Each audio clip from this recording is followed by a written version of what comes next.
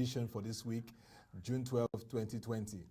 Of course, the reflections on democracy in Nigeria continues. 21 years of democracy, uninterrupted democratic governance.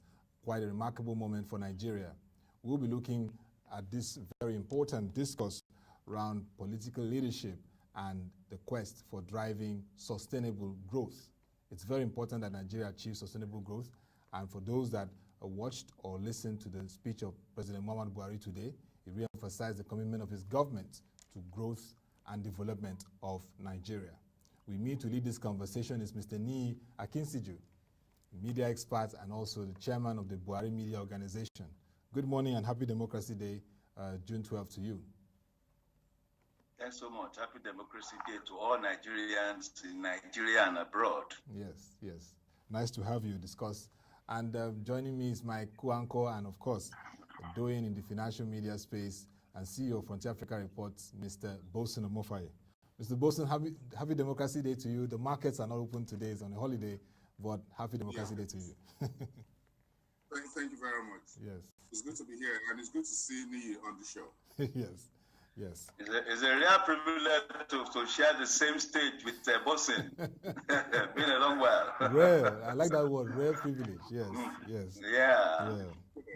So let's kickstart, Mr. Niyi, the president's speech. I mean, interesting, speaking with those even in the opposition space, they're saying that it was a very good speech, but they need to see more action in terms of cohesion and consensus building to achieve growth. The president talked about agriculture being the key driver of economic diversification for this administration. He talked about the commitment to power infrastructure and particularly working with CMNs to achieve 11,000 megawatts of electricity by 2023. We also looked at the fact that mining will continue to be at the front burner and has already made the full request that the resuscitation of our Jakarta Steel Complex comes on board. That may be a very interesting story for Boason, who is from Kogi State, if that really happens on the PPP level effectively. Also, he's talked about the investments and in the peace and development of the Niger Delta. We from that region know how challenging it is, being the oil base of the country, but not receiving that development as required. And the president committed to the East-West Road, which is one major infrastructure there, completed by 2021. That's the target. And also the forensic audit of the NDDC, which is very important for accountability and the completion of the NDDC office. Also, the president, in a rare way, talked about the COVID-19, the activities of the Presidential Task Force, and the commitment to ensuring that the economy is stabilized through the period. But in a snapshot, Mr. Niyi, what's your take on the speech and, of course, how the Buhari administration has been steering the affairs of the country this period? It's obvious the president has a hands-on perception and perspective, on the Nigerian situation, as it were. The president's speech encapsulates our challenges, an overview of our challenges, and of course the direction the president has taken us through beginning 2015. And of course, the president is principally concerned about public health issues as it relates to the consequences of economy, and of course how it will impact the ordinary Nigerian. At the center of this president's conviction of a greater Nigeria had always been the mass of the people. And when I say the mass of the people, we can reduce it to the fact that the common legal of the common man, the common man has been at the heart of this president, and that is why for the first time we have a clearly defined target at the inequities, of the common man. And what that target is the social investment program that focuses and, of course, makes the common man the objective. And that was copiously reviewed, by the president, what the president had been doing since 2016, with the social investment program. And yes, going forward, you also see some smatterings of what the president had done in conjunction with the Economic Sustainability Committee. You see some elements of what he discussed yesterday in that speech, yeah, in terms of how the desire to continue to expand the economy, the desire to create momentum in the economy, and most importantly, the philosophical undercurrent of the president where the economy is concerned: eat what you grow and grow what you eat. The Economic Sustainability Committee put it as consume what you produce and produce what you consume. That is the philosophical underlying, of the economic outlook of the president, and it also talks to the fact of using local capacity and capabilities, exploiting opportunities within the national farming, as it were, exploit our local raw materials, empower and expand the capacity of farmers. And for the first time, I keep saying this, we have a president that got the agricultural platform right because it targeted the smallholders farmers. Our O levels OELAWA economy told us that subsistence farming, had huge disadvantages and all that. And of course, that the only way to go into productive and food sufficiency within any jurisdiction would be mechanization, mechanized farming, and coming from estate farming, going forward. But we've had a president or an administration that had actually targeted smallholders farmers using the ACOS Borrowers Program, and he reviewed it today, using the ACOS Borrowers Program, to activate and galvanize that sector of the economy in a way that they are not only producing, but they are producing sufficiently.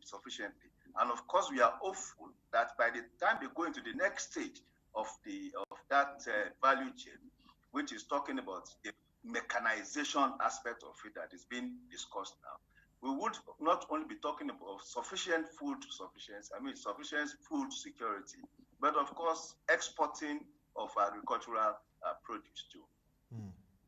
Nice to hear that, Mr. Niyi Akinsiju, and that brings to the fore the issues of understanding the role of political philosophy, political economic philosophy in driving development.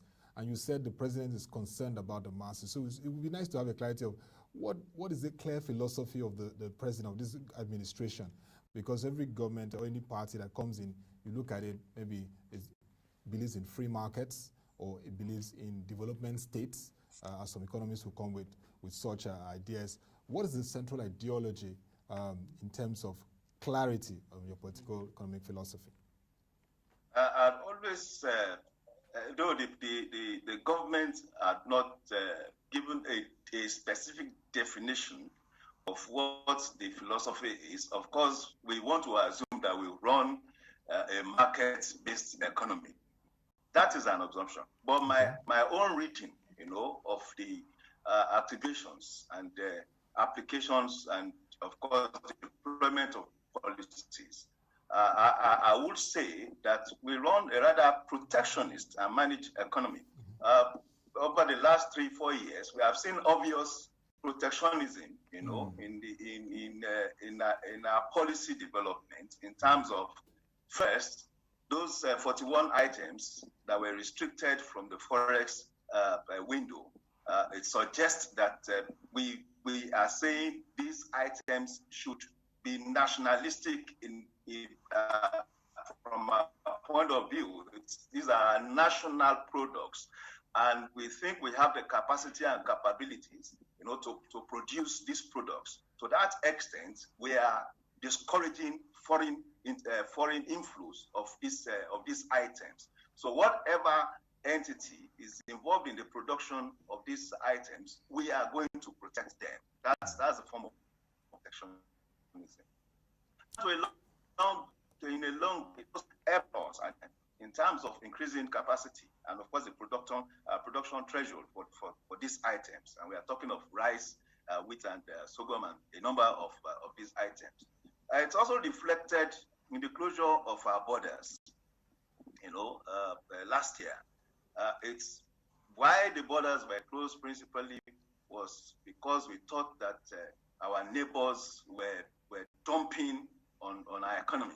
And such dumping was also affecting the growth and the developmental potentials of our economy, of entities producing, economically producing in the country. So to a large extent, we are trying to domesticate our economy. And I think that is the basic philosophy for me. Okay. We are trying to domesticate our economy and at the same time, boost our capacity to be able to relate more advantageously, more effectively with the global economy. Very fair enough. Nice to hear that from you, Mr. Niyi Akinsiju. Mr. Boason, Omofaye, you've been here, you've covered extensively, you've watched and analyzed governments and the economic policy and plans. It's Democracy Day, but what is your view, your reaction to the President's speech around the economic angles of diversifying the economy, maintaining agriculture and the mainstay? And even Mr. Niyi has talked about the fact that he feels that the philosophy of a government that he also plays in a volunteer role is looking at protectionist and a managed economy model. It is interesting, and Mr. President will have to forgive me each time he makes a speech and I have an opportunity of speaking about it. I always start by looking at how many paragraphs of his speech did he really read. The one he read this morning was 96 paragraphs. So it's just 4 paragraphs short of 100 paragraphs. So that means a lot were involved in those speeches. He was detailed about what his administration had done so far.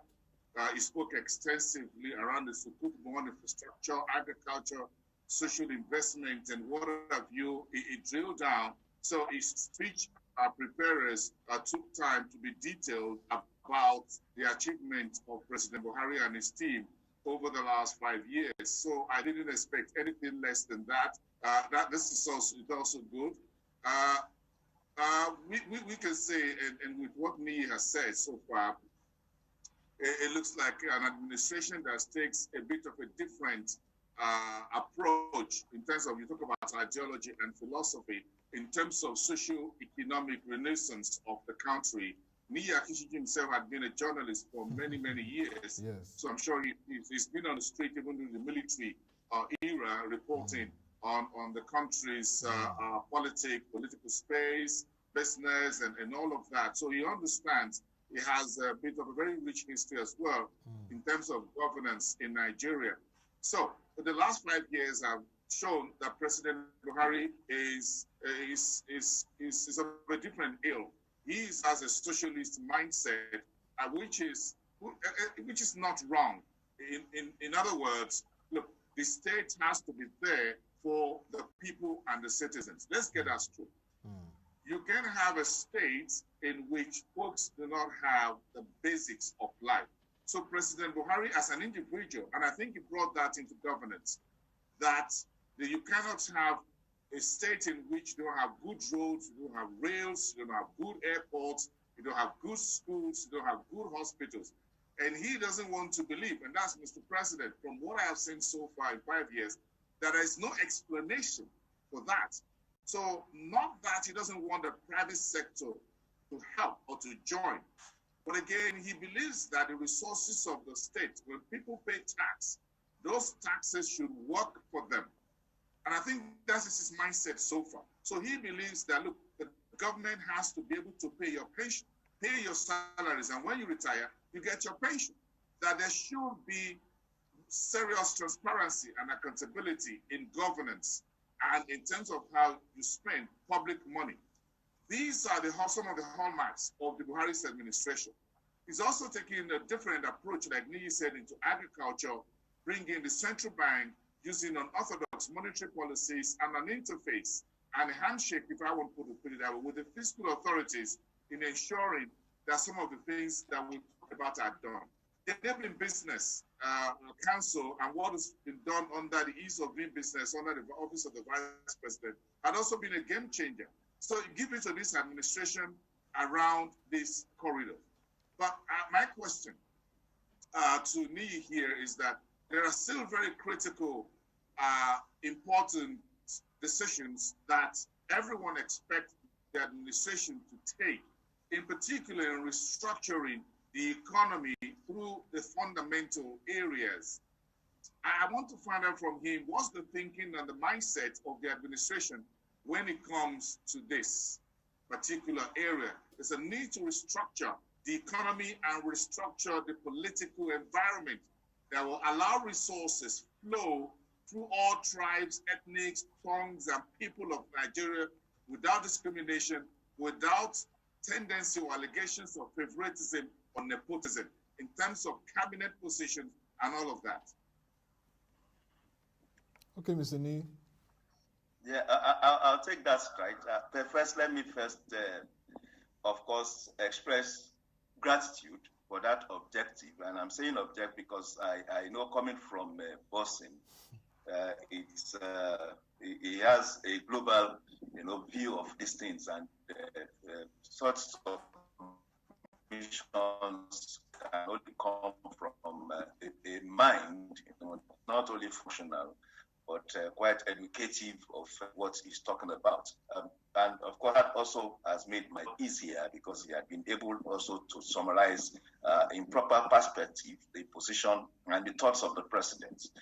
Coming to his question, I start from the last, which has to do with the suspicion and allegation, and I'm using these words intentionally. Suspicion and allegation of nepotism against the person and the conduct of the president. I deny, and I rebut this absolutely. Knowing the facts and figures about the numbers and of course the geographies of the president's appointments. In two categories, you have the president personal aides made up of his personal assistants, special assistants, special advisors, and all that, and of course the ministers and cabinets. The president's kinsmen, they do not make up to 10% of his that's coming from Katsina. Do not make up to 10% of his personal aides, and they're leading that pack. And we are talking of a reference document, that is in the public space now, emanated and put together by the office of the SGF, the office that is naturally responsible for auditing this kind of information. The Southwest has the highest number of appointees now, and of course followed by the Northwest, and I think the North Central afterwards. Then you also have appointments in the executive offices, the MPA.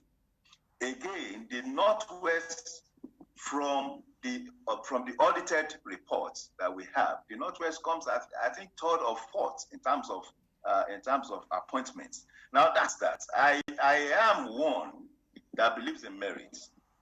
I am also one, of course, that also believe that you cannot also open the space, just for merit, because some people would actually, by reason of history, by reason of exposure to education in terms of our independence till now and all that, would be disadvantaged. So there is a need to also protect some people, to be able to feel belonging, in the Nigerian state. So I believe that a percentage of offices in the political sphere should be reserved for this kind of people.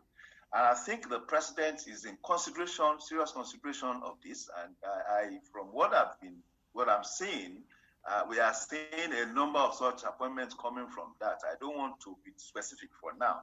Now, talking about restructuring the system, I want to use the word structuring before we even go to restructuring, because the truth of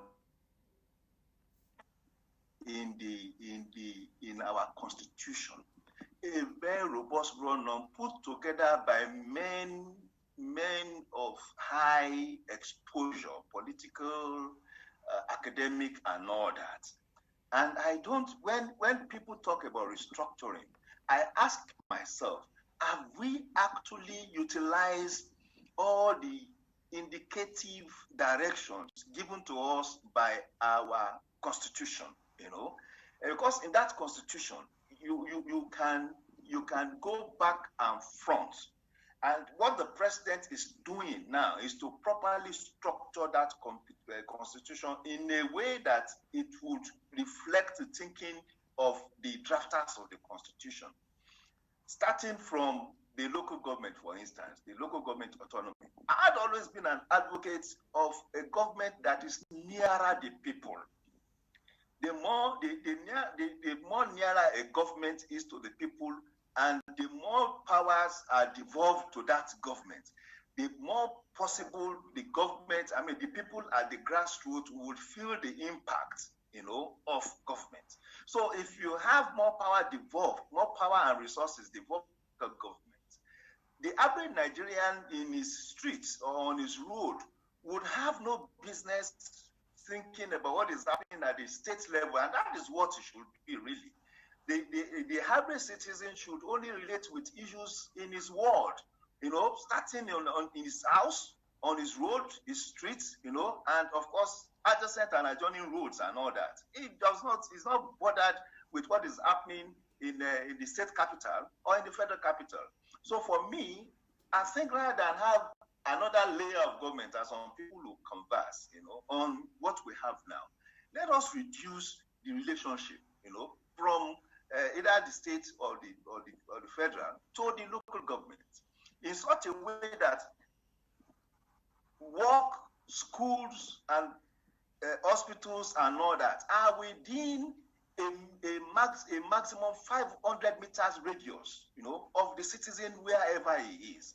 That way, the citizen feels government and governance, And the president had gone a long way in doing this by that order on local government autonomy, making sure that allocation of resources, allocation of funds from FAC goes directly to the local government. What we have, perhaps until recently, is a situation where governors have misused, and exploited the joint accounts, between the states and the local governments in such a way that local governments are just made to pay for their staff. The people at the grassroots who live in government do feel the impact of what local governments are doing, And of recent, for which I also hailed the president, is the effort to give nuance, to the thoughts in the Constitution, because I'm saying nuance to the thoughts in the Constitution because the concept of separation of power is the pivot of the Nigerian Constitution. We have seen it reflected effectively at the national level, but this is subsumed at the subnational level, and they are clearly stated in the Nigerian Constitution. But our governors over the years have found a way, of traducing this. So the Executive Order 10 that also allows direct channeling of funds to the judiciary and the legislative arm, I think to a large extent would have a way of also reordering, allocation. Because don't forget that is the assembly that is responsible for budget passage. And the more independent the assembly is, the better in terms of how these resources are also shared amongst the people within each state. Now, the judiciary is responsible for equity. Is responsible for equity, and equity applies to all segments and aspects of our life, especially with the economy, because the issue of equity comes from how do we share this in a way that the seeming equal portion of whatever we are sharing would come to me, and it's the judiciary that is responsible, for enforcing this. So you need a judiciary that is all not good to somebody somewhere.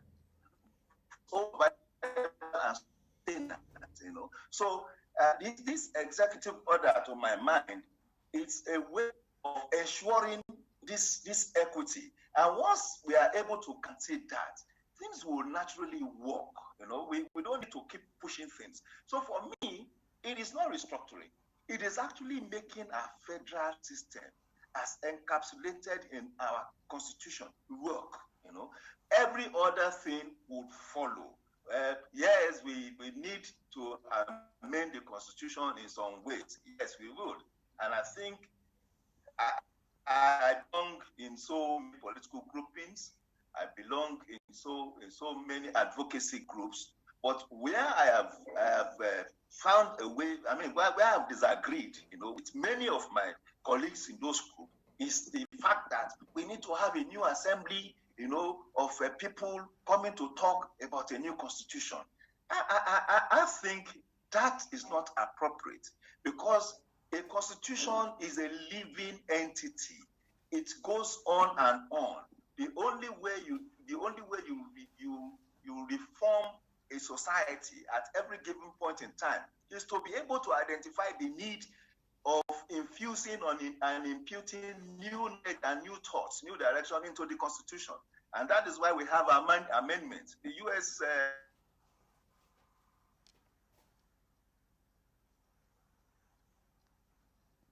Mr. Niyi, can you hear me?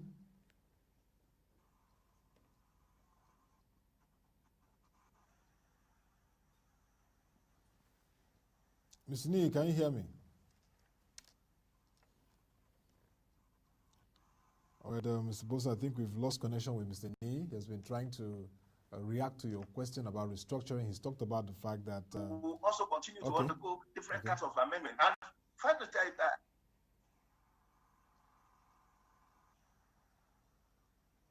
Okay, he's been looking at the fact that the president has been doing his best in terms of repositioning the country positions, and also the current representative structure should be leveraged. And he mentioned LG autonomy, local government autonomy, and other areas of trying to help restructure the country's economic balance.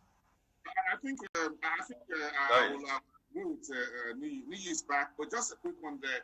I think we need to understand, and sometimes it's difficult to understand where Mr. President is coming from. Again, because if I think, Otto, I look at the financial autonomy for local governments, and that's a very brilliant idea. There had been hues and cries about the state governments sitting on the neck and shoulders of local governments, to the extent that today, even if you're going to commission a public toilet and a one borehole, the executive governor of a state will have to go there with a fanfare and do that.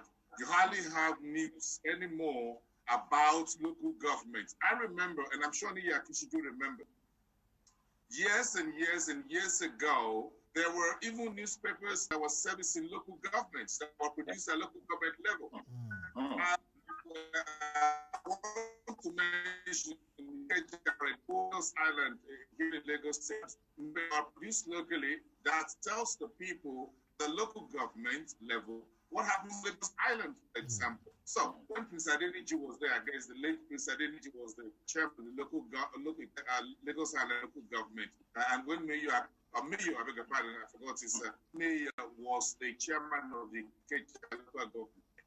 Now, if you open any newspapers or television news network these days, see one single local government chairman on the news network. It hardly happens anymore. It's between Abuja and the state government. So state governments are taking over. That people don't even recognize what their local government chairman is anymore. Folks hardly cares anymore who's the chairman of the local government. They don't even, not to talk about councillors at that level. So we cannot have development and socio-economic development in which everything comes from above. Where is the government of the people, by the people, for the people? And that is what you call grassroots democracy. As long as the Governors Forum runs the economy and runs everything from Abuja, I don't know what Governors Forum, when it's peculiar to our own country here, but I don't know what the Governors Forum is all about. Can you just guys go everybody do things exactly the way it should be done? Why do you need a forum of governors, for example? Look, just do your job as per the Constitution and the rules of law and equality and fairness. I think, to my mind, and I may be sounding like a member of the BMC. Yeah. Okay. Okay. So, all right. But the truth is, we need some of these reforms. You need autonomy for judiciary. You need autonomy for the House of Reps. That is one. Those are two things that are very, very key. You're making law, and who interprets the law, not in the interest of one individual. For example, how do you serve a state, for example, in the South part, and the pension and gratuity package for the governor says you should buy a very nice, fancy, and expensive area of Abuja and build this governor a mansion and give him new servants 4 cars every 4 years and all of that. Where does that happen anywhere in the world? I hear you very well, Mr. Boason. And as we begin to wind down, I'd like to ask Mr. Niyi, because one very important conversation here, of course, is the Economic and Sustainability Committee report that was submitted to the President by Vice President Professor Yemi Osibanjo, themed bouncing back. There's a whole lot of aspiration to bounce back and really deepen growth. We're looking around agriculture, industrialization, manufacturing, amongst others. But the importance is the political will. And Mr. Niyi, political will is very important at this time, and we know that we will not be looking at whether past governments did this or that, but the ball is now in the court of the All Progressive Congress and in the Buhari administration.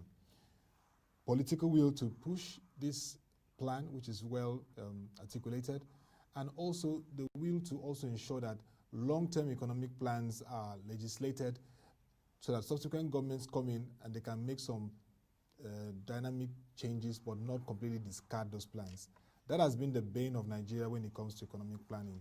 And what will you be saying to that as we begin to wind down? I think what you are raising are actually already at play. What the economic sustainability plan talks to is like an extension of what the government is doing already. Is in terms of the social investment program, in terms of public works, in terms of supporting businesses, in terms of supporting MSMEs to develop and expand. They are actually at play.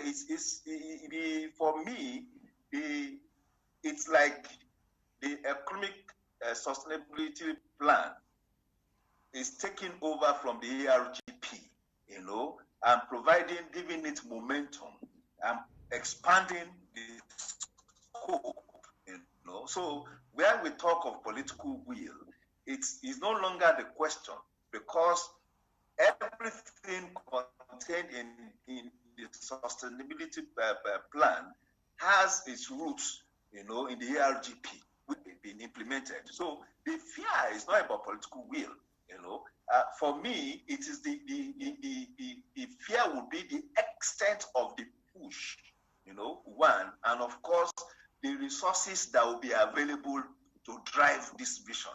So I know it will be implemented because the institutions to implement them are in place already.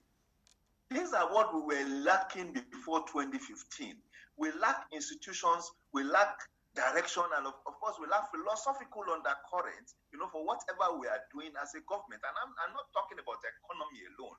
Bible talks about transparency. To all you are doing as a government, if you lack transparency, it will not move. So it is not about how robust and how blue chip your ideas may be. You must put it on a platform that can be assessed and accessible by all, in such a way that when it is put at play and is being implemented, the beneficiaries of those programs, would easily identify with the program, and know that nobody is cheating them out of the implementation rewards and benefits. So I am confident that, like the ARGP, to a large extent, and I'm not saying it's 100% success, to a large extent has been successful. The economic sustainability program will also be successful because there is a forward thinking. it's what part of those forward thinking that affects, that talks to the vision of the budget 2020 is forward thinking. It's part of forward thinking that says, look, don't let us reduce our expenditure threshold in 2020. Rather than reduce it, let us borrow some money from concessionary funds from global institutions, so we can drive what we have as it is. So I am confident that we will turn our challenges into victory, as the Vice President summed up the other time. I have a quick question, Otto. Yeah, we go on, Boason. I was about to tell you to take it on. Take care, Mr. Niyi. Yes, a question to Niyi here about the thinking. What's the thinking within the administration and within the president's inner circle when it comes to the sustainability of some of the policies and actions that he has taken so far when 2023 comes on board? What's his thinking here about how far will these policies and measures go, considering who becomes the next president, and will definitely, even if it's within the same party, will have to come in with his own team. What's the thinking here within the government about the immediate future? As I noted earlier, it's about institutionalizing the process. And part of it, if you observe, that was the creation of the Ministry of Humanitarian Affairs, to coordinate especially the SIPs. The SIPs was under the jurisdiction of the Vice President, as just, not even as a parastatal, as just a program, But with the creation of that ministry, all of these interventions have been brought under the ministry. So it's identifiable. And of course, there is a big buy-in by Nigerians. And that's the most important thing. I believe that when a program has the buy-in of the people, it belongs to the people. So whoever is coming in, his own acceptance, his or our own acceptance by the people is functional on continuing those programs, And as you noted, I don't want to use the word socialist, to describe the tendency of the president. But the truth of the matter is, this president is principally socially oriented. Is oriented. So most of these programs are likely, to go on into the future because they talk to providing for the needs of the common people.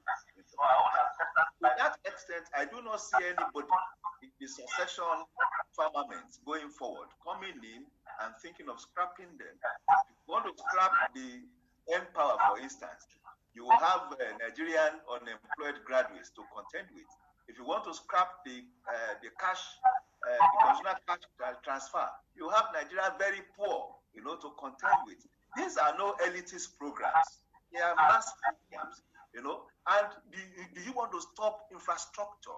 The president, in thinking forward, as he knew that we will come to a stage where a COVID-19 would threaten our very existence in terms of potential earnings, and decided to establish a special presidential fund, for legacy projects, so that no matter what, no matter our challenges in terms of our incomes and earnings, there would always be money available to continue on infrastructure.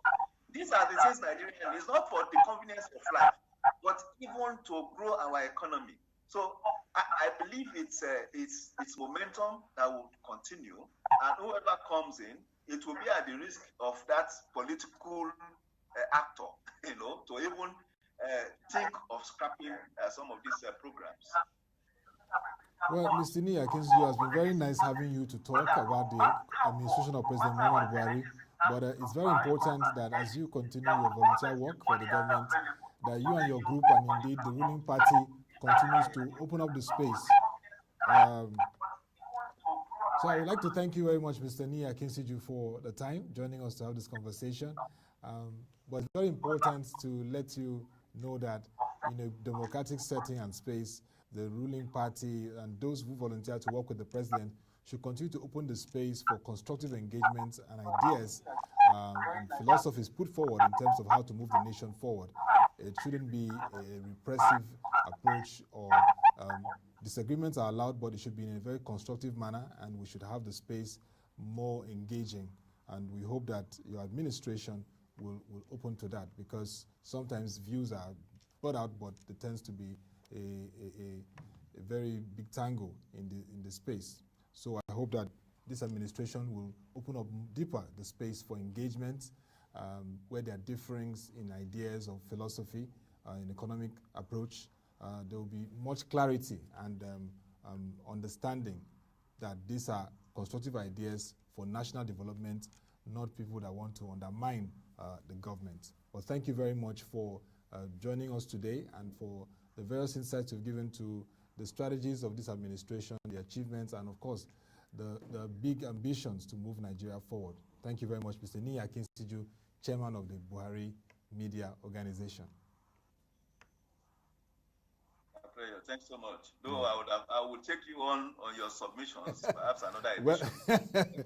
Well, okay, well noted. And thank you very much, Mr. Boason Omofaye, CEO Frontier Africa Reports for the time. You say? Niyi is a journalist. Yes, I know. Niyi is a journalist. Yeah. He's a journalist. Yes. Thank you very much, and it was nice having this conversation, and we look forward to a much sustainable growth in Nigeria as we key in democracy to economic prosperity for Nigeria. Thank you very much. And that'll be all for the market review today as we reflect on Democracy Day, June 12, 2020 in Nigeria. Continue to join our website, www.proceed.com, to watch our videos, read our news reports and analysis. Till we come your way again, thank you for watching. Have a nice day and stay safe.